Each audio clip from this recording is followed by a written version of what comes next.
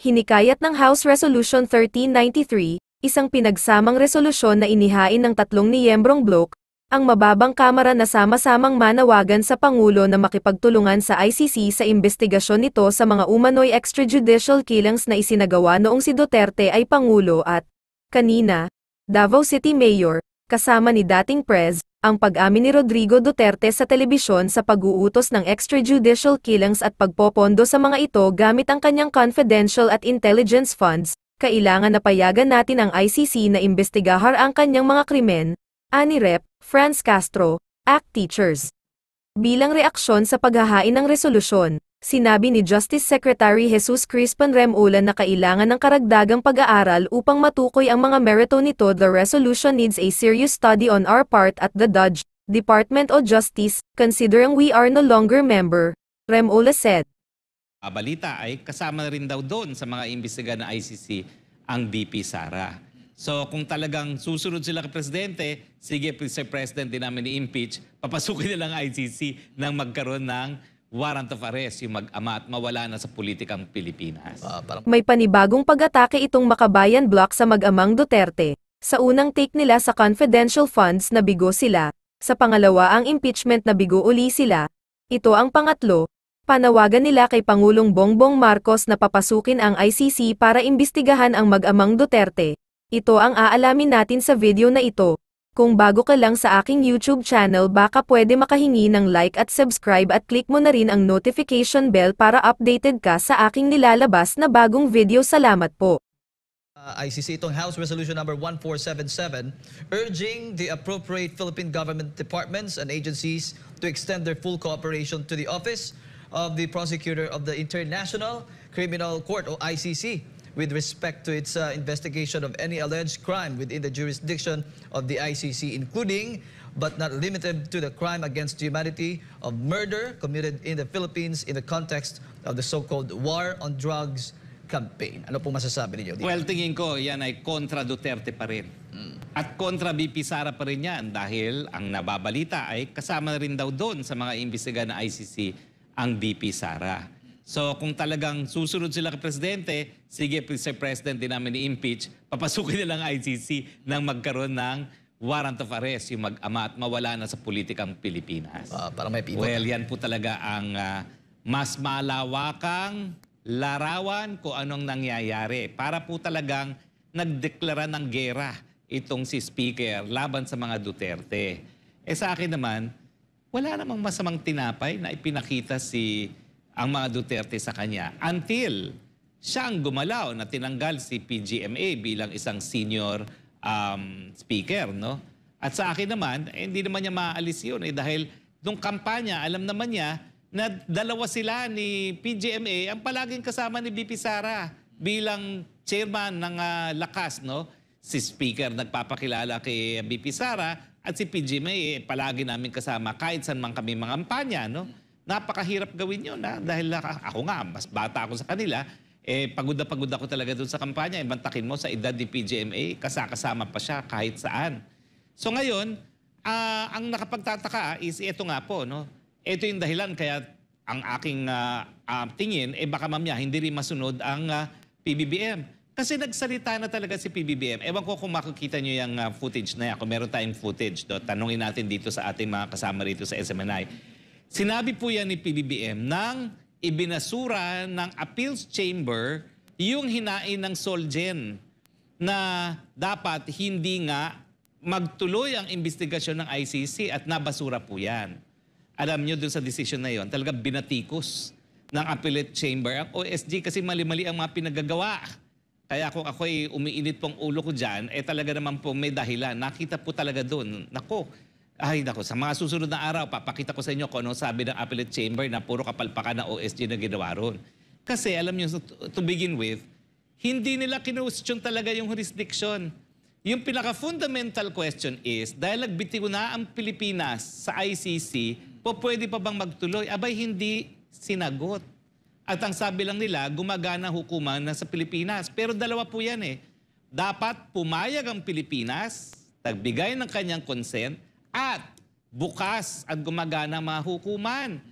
Abay, hindi pala nila sinagot at hindi nila inargue na nung naging epektibo ang pagbitiw natin sa ICC, wala nang karapatan magsimula ng preliminary investigation ng piskal ng ICC. Ang sinimulan niya, preliminary examination, pero hindi po yan kabahagi ng hukuman. Bakit ko nasabi yan?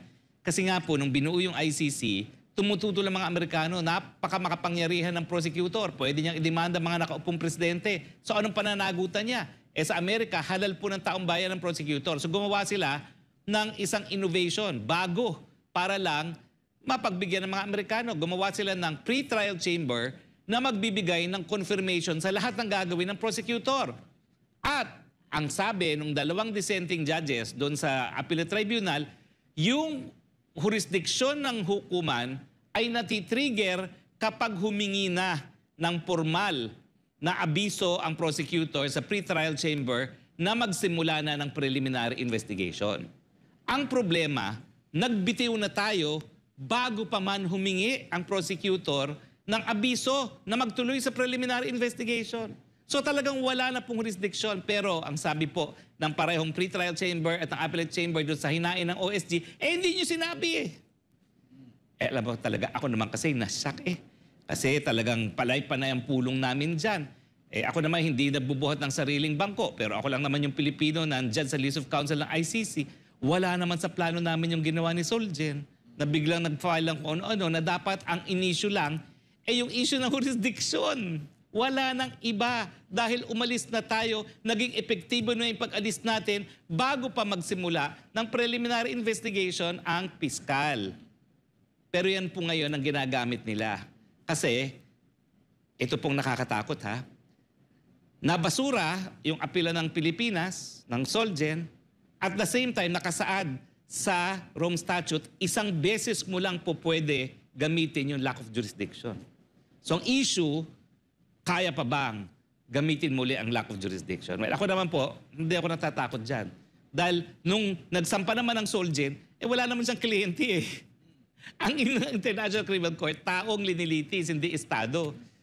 Pag meron nang nasampahan ng mga akusado dyan, may karapatan sila ngayon pumunta sa pre-trial chamber at questionin ang jurisdiction. Ako, hindi ako lalabas bilang tinalaga ng abogado ni Presidente sa ICC.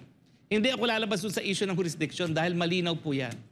Bumitiw na tayo bago nagsimula ng preliminary investigation ang prosecutor. Ang sinimulan lang nila habang tayo po ay miyembro pa ng ICC, preliminary examination, baliwala po yun. Kasi yun, hindi pa talaga kabahagi ng proseso sa ICC. Ulitin ko po, dahil nga sa objection ng Amerika, nagkaroon sila ng pre-trial chamber confirmation. So yung jurisdiction talaga ng hukuman, nagsimula lamang yung trigger. Dalawa po kasi yan jurisdiction para litisin ng krimen at saka yung trigger kung anong tatanggapin ng hukuman. Dapat yon miyembro pa ang Pilipinas. At yung mga panahon na yon, hindi rin po miyembro. Pero nakakalungkot po ngayon kasing binabasa ko yung desisyon, talaga namang paulit-ulit na binatikos ang Solgen. Bakit kasi hindi mo inargue yan? Ay nako, pero yun nga po nakakatakot. Sabi nila, minsan lang pwedeng gamitin yung lack of jurisdiction. Pero sa akin naman, kapag pinangalanan ng mga akusado, ang mga akusado ay may karapatan na magsabi na walang jurisdiction at hindi yan po pwedeng ipagkait. Ako naman sa mulat mula, ang sinasabi ko, ang tamang panahon para ilabas yan ay doon nga kapag meron ng mga akusado. Dahil wala namang personalidad ang Solgen meanwhile. Dapat yan yung ambahador lang ang nagpipirma-pirma dyan bilang kasapi ng ICC. No? Pero ang resolution pong yan, ang timing suspect. Baka yan ang katugunan nila doon sa utos na presidenteng huwag niyong ituloy ang impeachment kay Sara. Paservan niyo na lang na warrant of arrest. Siguro ang sabi ng kabilang kampo. Di po kayo magsasucceed. Dahil gagawin kong lahat ng aking makakaya bilang abogado ng ICC para po matupad ang ating pinirmahan sa ICC na papayag lamang tayo na ang ICC ay magkakaroon ng jurisdiction as a court of last resort. Lahat po ng demanda dapat dito muna sa Pilipinas sinasampa. At gagamitin na natin yung sinampang kaso ni Franz Castro upang patunayan na wala pong dahilan para sa ibang dayuhang at banyagang hukuman magsampa ng kaso labang kay dating Presidente PRRD, pwede po dito sa Pilipinas at tinanggap nga ng piskalya at ngayon po ay nagkakaroon na ng preliminary investigation. Mga partners, ang problema lang dito.